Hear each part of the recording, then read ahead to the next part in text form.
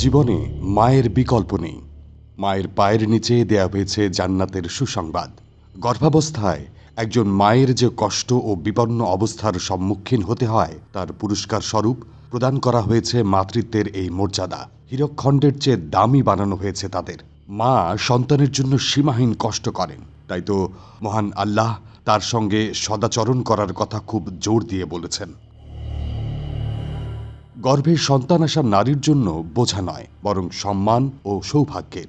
আনাস রাদিয়াল্লাহু তাআলা আনহু থেকে বর্ণিত, তিনি বলেন, নবীজি সাল্লাল্লাহু আলাইহি ওয়াসাল্লামের পুত্র ইব্রাহিমের দুধমাতা সালামা রাদিয়াল্লাহু তাআলা আনহাকে নবীজি সাল্লাল্লাহু আলাইহি ওয়াসাল্লাম বলেছিলেন, তোমরা নারীরা কি এতে খুশি নও যে যখন কোনো নারী তার স্বামীর পক্ষ থেকে গর্ভধারিণী হয় আর স্বামী তার প্রতি সন্তুষ্ট থাকেন, তখন সে আল্লাহর জন্য সর্বদা রোজা পালনকারী ও সারারাত নফল ইবাদতকারীর মতো সওয়াব পেতে থাকবে?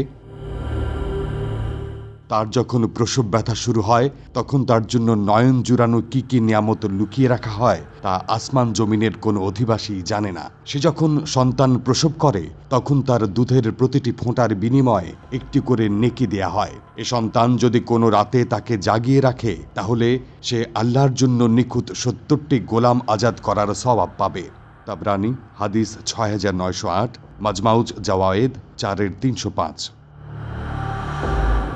মারিয়াম আলাইহিস সালামের জন্মের পূর্বে যখন তার গর্ভধারিণী মাকে সন্তানের ব্যাপারে সুসংবাদ দেয়া হলো, তখন তিনি মহান প্রভুর দরবারে যে দোয়াটি করেছিলেন সেটি সূরা আলে ইমরানের ৩৫ নম্বর আয়াতে বিদ্যমান।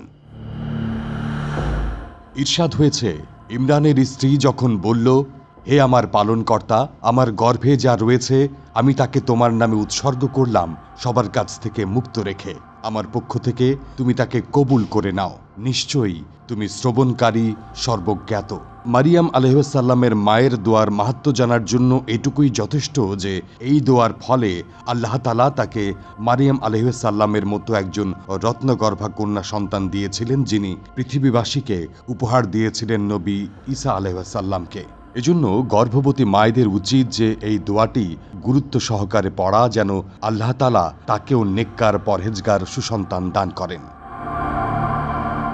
বাচ্চার সুস্থতা ও নেক হওয়ার জন্য এই দোয়াটিও পড়তে পারেন। রাব্বি হাবলি মিনলা দুকনা জুররিয়াতান তাইয়িবাতান ইন্নাকা সামিদ দুয়া, অর্থাৎ, হে আমার পালনকর্তা, আপনার পক্ষ থেকে আমাকে পূত পবিত্র সন্তান দান করুন, নিশ্চয়ই আপনি প্রার্থনা শ্রবণকারী। সূরা আলে ইমরান আয়াত ৩৮। গর্ভাবস্থায় অতিরিক্ত ইবাদতের চেয়ে গুনাহ ছেড়ে দেয়াটাই বুদ্ধিমত্তার পরিচয়। আর এটা করতে হবে আপনার ভেতরে বেড়ে ওঠা সন্তানের জন্যই।